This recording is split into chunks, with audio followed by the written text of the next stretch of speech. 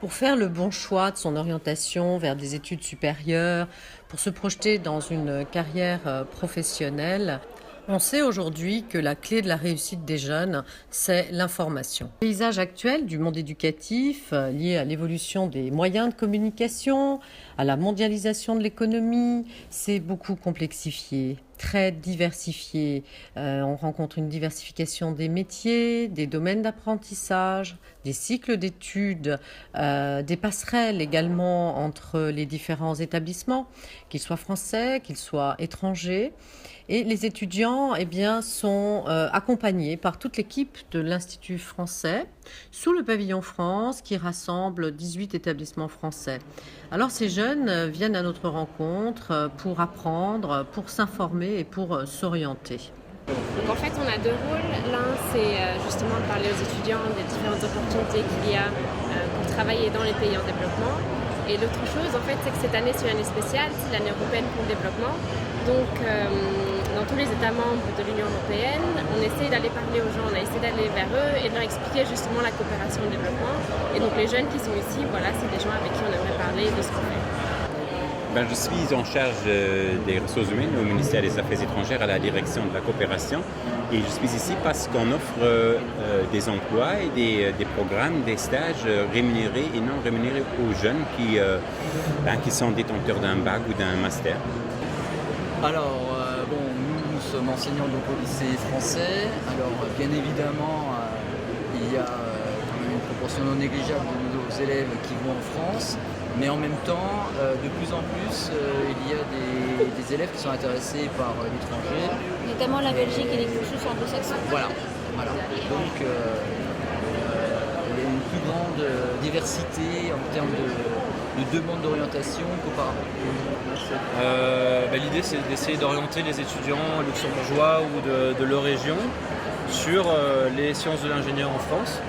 Et donc sur les classes préparatoires, mais également les écoles d'ingénieurs, puisque donc là on se présente avec l'école des arts et métiers et le lycée Faber, la classe préparatoire Faber à Metz, et donc on arrive à leur présenter toute la filière des sciences de l'ingénieur, donc depuis leur lycée ici au Luxembourg, ou dans la région, jusqu'à l'obtention d'un diplôme d'ingénieur dans une de nos écoles, en particulier l'école des mines. Le campus de Nancy existe maintenant depuis 15 ans. Il a été ouvert en 2000.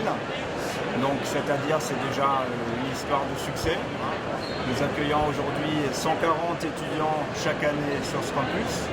Des étudiants qui viennent de France, d'Allemagne, d'Autriche, du Luxembourg, de Suisse et d'autres pays européens, voire au-delà. Nous avons en ce moment des Américains, des Sud-Américains et Européens de l'Est aussi d'ailleurs chaque année. Sont assez nombreux. Donc c'est un des 7 campus de Sciences Po en région. Donc un des 6 en région, avec Paris ça fait 7. Et chaque campus a une identité propre. Et à Nancy, c'est l'intégration européenne et la langue allemande et les relations franco-allemandes. Nous, ça se passe bien. On est arrivé donc ce matin. Le contact avec les étudiants se fait bien. Ils sont assez intéressés. Donc nous, on représente l'université de Reims-Champagne-Ardenne. Et on a constaté un fort intérêt quand même pour les filières de médecine. On est une université pluridisciplinaire, donc on propose toutes les filières.